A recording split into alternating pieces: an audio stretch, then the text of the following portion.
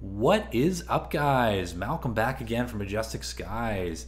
And in this really exciting Blender 2.9 tutorial, I'm going to be showing you guys how I created this really cool fluid simulation within Blender 2.9, all using the Eevee rendering engine. So this is all with Eevee. As you can see, we can actually look at it in real time and rotate around the final result. So pretty cool stuff. Definitely something that definitely speeds up the workflow for a lot of people. And it wasn't super easy to do just due to the limitations of the Eevee rendering engine, but I'm going to show you guys what those limitations are and how you can still get some really good results using Eevee and the fluid simulator in Blender. Now, one thing I won't be doing is going through every single step of modeling the glass here and the wine bottle. Very easy stuff though. In fact, I'll show you sort of how I modeled it. I have a little image here. Just load in a couple images of whatever you want your wine glass or wine bottle to look like, and I'll just show you. You simply add in a cylinder. I do want to make this friendly for beginners. That's why I'm showing you the basics of this, but should be something you're able to figure out quite quickly. You go into edit mode and you just start scaling it. So E is to extrude, and you just start scaling it up and resizing as needed to be able to get the form that you want. And it's important to keep this low poly, so I selected 16 vertices for the initial adding of the cylinder. And what that allows you to do is, I didn't really do a very good job, but when you go in here and add a subdivision surface modifier into the modifier tool shelf, you can quickly kind of smooth things out. Bad example because, like I said, it's not finished, but if you were to extrude that down a little bit, pretty much have your wine bottle right there, right? So that's basically how you do that. Back on the task of actually making this whole simulation though. The way that you do this is quite simple. So you create your glass, and the one thing I would say with this, do make sure that it has thickness to it. So if I were to look at this in wireframe, you can see that it has thickness in the glass, and here it is actually solid, which is good. That's what you want, but you do want obviously to be hollow on the inside. I just used a solidify modifier for this in this case, and that seemed to do the trick. Really not super complex materials here either. I'll show you the whole scene. I have a couple lights, just giving it lighting. One of the cool things about Eevee is you can do some kind of little cheats here to create cool effects. You can actually turn off shadows on some of these lights. Some of them don't cast a shadow, so I took advantage of that in my render to be able to kind of get a more impressive result, I suppose. But other than that, basically what you need to do at that point is you need to do the fluid simulation. So I'll show you basically how I did this. This is what the majority of this tutorial is going to be about, is how this fluid simulation actually works, and how you can get a result like this in not too much time. So I do also want to quickly go over the materials though before we get into that. So glass is a very difficult material for Eevee to be able to render. I think the results are quite decent here, but it definitely has some room for improvement perhaps. So you can see, in order to get this result, I used the glass BSDF material, and you can see the IOR is not realistically what it would be in reality, but you can change it, so you do have that ability. Whoops, that's not what I meant to do. Normally this would be 1.45, which is what the IOR of glass is. You can see, yeah, that looks maybe a little more realistic, but because of how Eevee renders objects inside of a transparent object, that's where it starts to look a little bit weird. As you can see, like it looks like it's sticking out of the object when it's not. So personally, what I found works the best is if you set this IOR, the index of refraction, to be about 0.95 or maybe a little bit higher, just under 1. What it does is adds this nice little border you can see there, and it just makes it look a little bit more realistic. The thing to keep in mind with Eevee is really not for photorealistic results. So if you're wanting photorealistic results, simply using cycles is the way to go. Now, the one thing you do also need to make sure anytime you're doing a transparent material like this is you do need to turn on screen space reflections for this material. So this is the material for the glass here. And you can see if I turn that off, completely breaks the effect. Turn it back on, it's fixed. Translucency also I would turn on.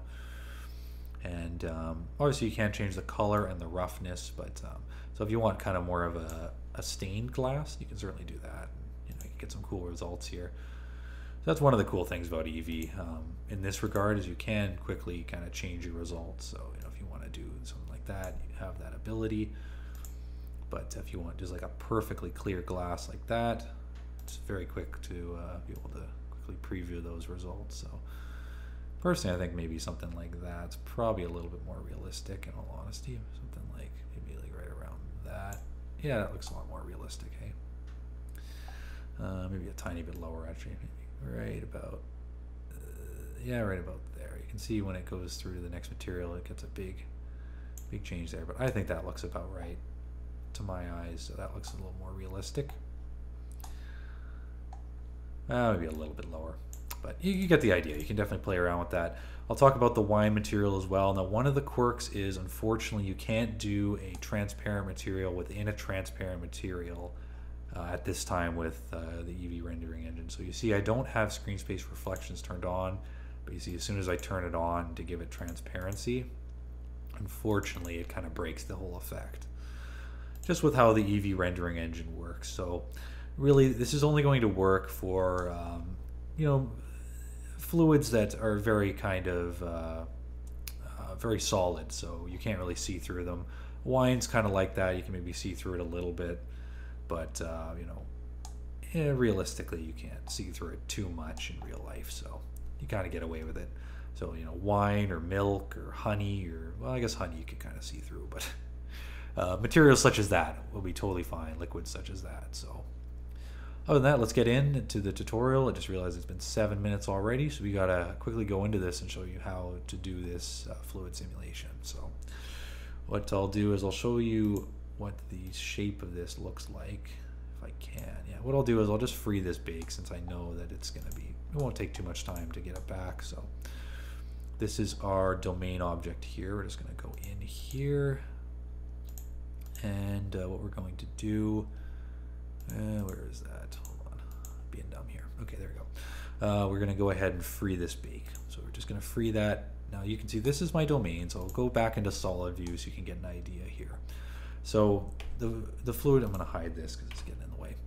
The fluid simulator works in such a way where you need a domain object, which this would be our domain, and you also need a inflow object, which actually I have hidden right now, but it's this right here. So hold on, wait a second here. Where is it? I apologize, I didn't really name these super well, but it is right there. You can see. Okay. So yeah, this is our inflow object. So if you go to solid view, and you can't really see it super well, but you can see it there. It's inside of that wine bottle there. In fact, I'm just going to hide that so you get a better idea. So when you create your new scene, this is basically all you want. You want a domain, and you want either a sphere or a cylinder, or really any object you want to be emitting the fluid. In this case, I found a sphere works pretty good for coming out of a wine glass like that, or wine bottle rather. So that seemed to be the best method for me. Other than that, the domain, you just want it to be a cube. So you just want to add in a cube. And in terms of making this work well, it's a good idea to make this domain as small as you need. So don't make it too large. I know it's tempting to go, okay, I'm going to add my domain. Let me go ahead and make it this big and fit the entire scene. That's not necessary. Make it just barely big enough to fit your scene. And what you're going to find is that it just renders so much more quickly, and you're going to have a better result. So see what I did there? All you have to do is model the wine glass, add in a cube and a sphere, and then you want to go into the physics properties, add in the fluid on both of these. So you can see this is a fluid here. You can see this is also a fluid. So you want to go into the physics properties and make those both fluids. And then you want to go in for the domain. We'll start with the domain. And you want to make it a liquid. So it's going to probably start as a gas. So just select a liquid here under domain type. So that's important. Make sure you do that. Other than that, you also want to go in here and make sure that's checked. Usually it will be. And usually this will be on a lower resolution. So it'll usually be about 32. That's good for just testing things out. I'd recommend leaving it at that just to make sure your simulation's working properly. Border collisions. Now for this particular example, I actually turned these off. These will be on by default. And the problem with that is if any of this fluid comes out of the domain and out of the cup, which sometimes it will clip through if the resolution's not high enough, it will actually get stuck here and it'll sit right here hovering in midair. So we don't want that. But what you can do is if you turn off all the border collisions, what's going to happen is when it reaches the border of the domain, all the particles will disappear and the fluid will basically disappear. So there's probably some better ways of doing that, but to keep the rendering fast and efficient, I found that turning off the border collisions really helped for this particular example. Other than that, not too much you have to touch here for this particular tutorial under the liquid properties here. Once again, we're still in the domain, so keep that in mind. We're still in the domain object here. Other than that, if you go down to cache, you want to make sure you set your cache file. So that's where it's going to be saving all the files for that. So just set it wherever works best for you on your computer. I'd recommend somewhere you can delete it after you're done, after you exported everything, because these cache files, they do take up a lot of storage on your hard drive. Other than that, you do also have multiple options here for cache. So you can also set the type to replay. I would recommend this at first. And what that's going to do is as soon as you hit play here on the timeline, it's going to start caching that simulation. So that's really good when you have a low resolution and you just want to see what it's looking like. But it does have some glitches with the obstacle objects and things like that. So I wouldn't go too crazy with that to begin with. I would just set it and just kind of make sure your simulation's working. But once you get to the final result, you want to set this to all, absolutely. So you want to make sure that's set to all. Other than that, field weights, don't need to touch anything here. You can do some cool stuff like turn off gravity for the fluid simulation, and there's ways you can add in objects that the fluid will follow or mimic the shape of, and there's some pretty cool things you can do here. But like I said, this is going to be a beginner tutorial, so we won't be going into anything really crazy like that. I hope I'm not talking too quickly here, but there is a lot to go through, as you're probably noticing, so I just want to go through quickly and make sure we're touching base on everything. Other than that, now we're moving into the inflow object. So you have a few options here. Once again, you want to make sure this is set to liquid. It will probably be set to smoke to begin with. And obviously you want to make sure this is set to flow instead of domain. So that's the main thing. Other than that, what you want to do is make sure it's set to use flow, which it will. The cool thing about this, you can see I do have it basically keyframe right here. So what happens is when it reaches this keyframe, it will stop emitting the fluid. So it'll stop producing fluid at that point, and then it will disappear, and it'll stop adding more fluid into the scene. So really useful one there. Make sure that you keyframe that if you want to stop the liquid from coming out from the bottle there. Other than that, a couple important settings here. You have the initial velocity. So in order to get the fluid to come in at an angle and go into the cup, you have to set the velocity. So I set this to 3 meters squared. That worked well for my tests. You will probably have to adjust that a bit. With a low resolution, what you're going to be doing is just hitting play and seeing whether it's going in the right direction, this way or that way, or down or up. This is obviously the x-axis, so that's the reason I have it set to go in that direction, forward on the x-axis instead of negative. So yeah, I just did some experimenting, and that was what worked for this scene. So feel free to play with that. You will probably have to adjust that a little bit. You'll also need to check this box too, because I don't believe it's checked by default.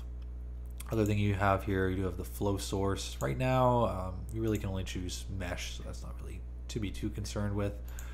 You also want to make sure this isn't set to geometry. So what that does, it is quite useful, but what that would do is this circle would become the fluid, and that would be the only fluid in the scene. But we don't want that, obviously. We want this to emit the fluid and put it into the cup here. So other than that, you also want to make the cup, a fluid object as well. So what you want to do is obviously go back into the physics properties. You want to set it to be a fluid, and then you want to set it to be an effector instead of a domain or a flow. You want a effector, and then you have a few different options here. You have guide or collision. Obviously in this case you want collision because we want our fluid to collide with that, and it'll give us some good results. Other than that, you can adjust some settings there as sub steps and things like that. In my experience, it didn't make a huge difference. You also want to make sure use effector is checked and not unchecked, or it's not going to work properly. But you can change things like the surface thickness, which would probably help with some of the fluid kind of getting out of this shape.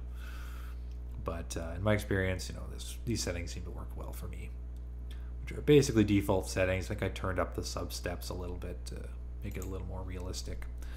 But other than that, I want to show you one other cool thing I did. So one thing you can do really easily, you can actually adjust the time scale. So you'll notice right now it says 0.5, but you'll notice we have a couple keyframes here. So basically right here you can see the time scale is 1, and what we do here is we turn it down to 0.5. And what that does is as soon as it reaches this point, that's basically the speed of the simulation. So right now up to this point it's going full speed, and this is basically slow motion. So if you set this to 0.1, that would be 10% speed, but at 0.5 this is 50% normal speed, so it's basically slow motion.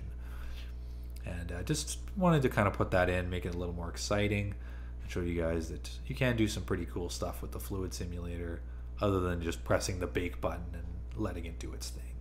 You have a lot more control than you might realize. Other than that, we'll go in and we'll start going through tweaking this and making it work for your needs. So what we're going to need to do is, where is that plane? Oh, there we go. One thing you should do is actually name your objects properly. You can see in order to give this kind of like cool, endless kind of background here, all I just added in a plane and just extruded the sides and added in a bevel modifier. Really simple stuff, but you can see if I turn this shade it to flat, you can see what I did there. I just added in a bevel modifier, and it just makes this kind of seamless background that looks kind of cool. But other than that, I'm going to show you guys when you get to the point of actually rendering some things to keep in mind. So you also want to go over here to the scene layer, and you want to make sure that all these settings are accurate. So because we're going for a more realistic result here, I'm sorry, I can't look at this. I have to have this thing baked a little bit first. So let's go ahead and bake our fluid a little bit here. So go ahead, and when you set it to all, just make sure you press bake all, and that's going to go ahead and bake it there. So we're just going to do literally just 10 frames just because we want to get this done quickly so we can show you how to make this look good. But obviously baking does take a while, so something to keep in mind. But there we go. Now we can get an idea of what we're doing here. But here in the scene panel, you want to make sure the following things are changed. That's the scene render properties, basically. You want to make sure ambient occlusion is turned on. You want to make sure bloom is turned on, which is just going to make the lighting pop a little bit more. Depth of field's good. I would probably recommend using that a little bit too. Not necessary, but it definitely helps. Subsurface scattering, you can adjust the samples there, but that's not 100% necessary. This is very important, however.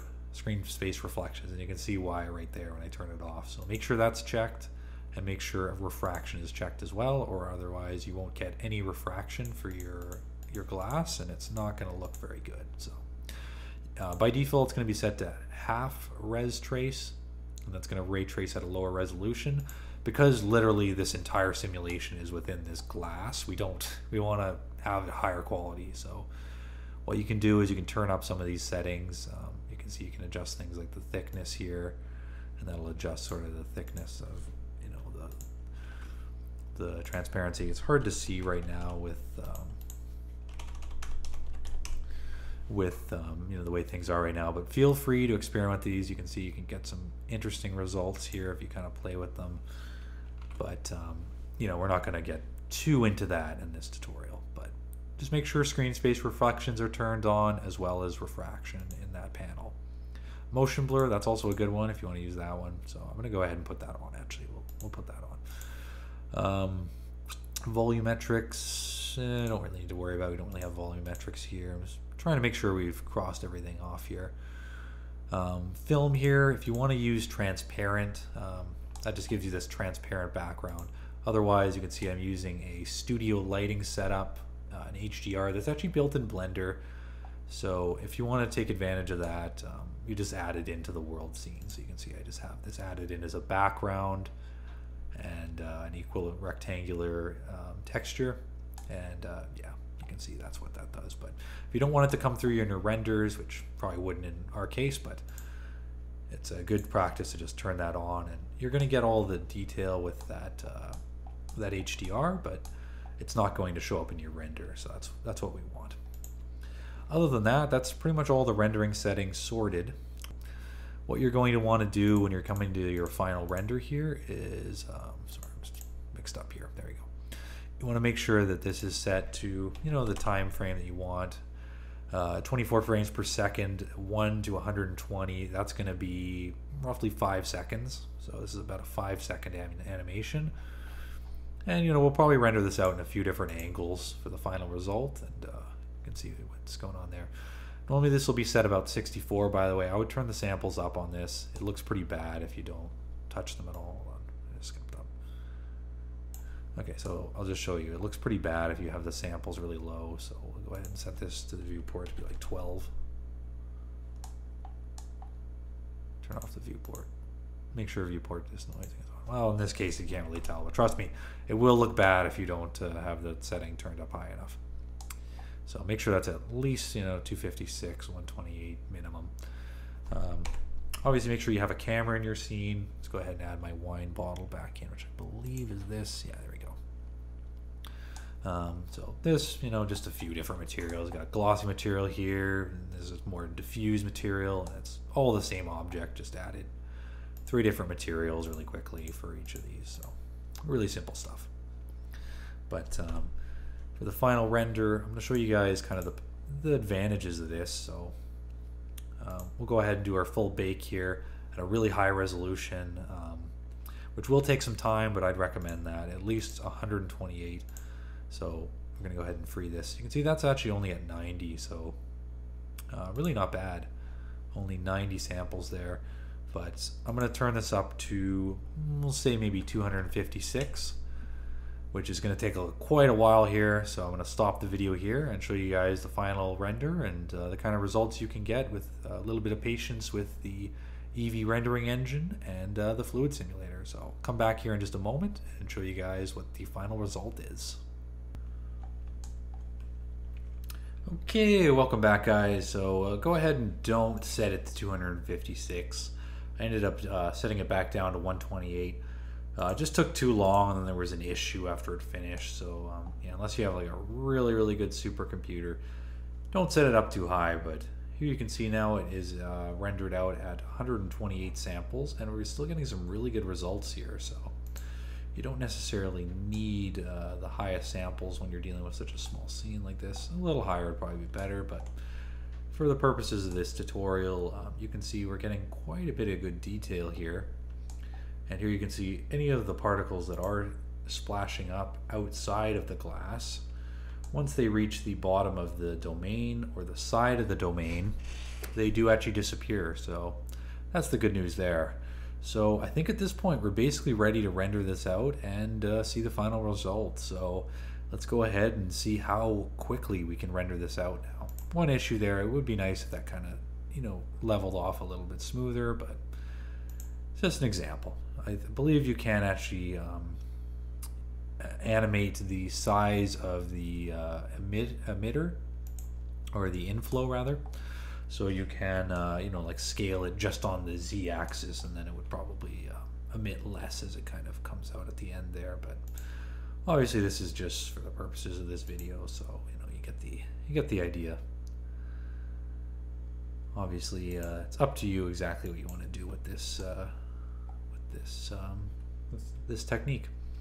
So other than that, let's go into the camera view and we'll just render out a quick animation here. And let's see how quickly this can render out here. So just gonna make sure all our settings are set. Now we're actually gonna do this in, I'll do it 1080p, 1920 by 1080. I had it set to 4K because I wanted to see how quickly it would render. But right here, let's go ahead and render an image. See how quickly it goes. 1, 2, 3, 4, 5. There we go, 5 seconds. So obviously in cycles that would take a lot longer to render out that one image, and right there it took us 5 seconds, so pretty good. Let's go ahead and try to render out this whole animation. What we will do is, I don't think the samples need to be quite this high, so we're going to set it to 128. 128, and I believe this should go really quick now. Let's just go ahead and render another image. Yeah, there we go. So that rendered out in maybe like 3 seconds. And you don't really see too much noise. Like, that's pretty decent. But yeah, let's go ahead and render out the whole animation. Now, one thing you want to keep in mind when you're doing a whole animation is make sure that it's in a format you want. So what we want to do is actually, we're going to put this in a MPEG, just for, you know, for speed's sake, basically. And let's just go ahead and put that in this folder that I have here. That should be good. And we'll just call this wine simulation. And we'll just do it from this really flat kind of perspective, and then we'll add in some other perspectives and yeah, show you guys the potential of this here. So let's go ahead and render that animation. Let's see how quickly it can render this out here. Well, that's weird. Looks like we have some sort of glass inside the glass. We definitely don't want that. Yeah, that's a problem. Okay, we're gonna have to go ahead and hit escape on that. So one thing you want to make sure of, I'll figure out which glass that is. Okay, it's that one there. Let's go ahead and we can just delete that now. Is that still affecting the scene? Oh, it is actually. I don't think it's really working though, so let's just go ahead and get rid of it. Plus it's already cached, so we don't really need it anymore anyways. Alright, we're going to go ahead and render the animation now. We just forgot to delete an extra object we didn't end up using in the scene, so now we're rendering out this whole animation. Let's see how quickly I can render this here.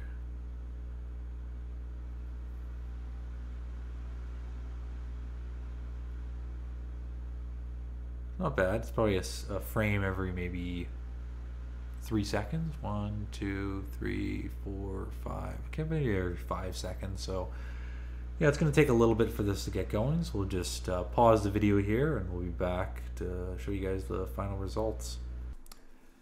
Alright, well, other than that, I do hope you guys enjoyed this video, and if you did, please make sure to like, comment, and subscribe if you want to see more content like this.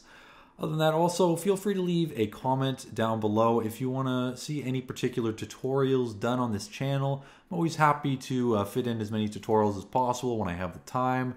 I do really appreciate the support, and wish everyone the best. Hope everyone's taking it easy in these crazy times.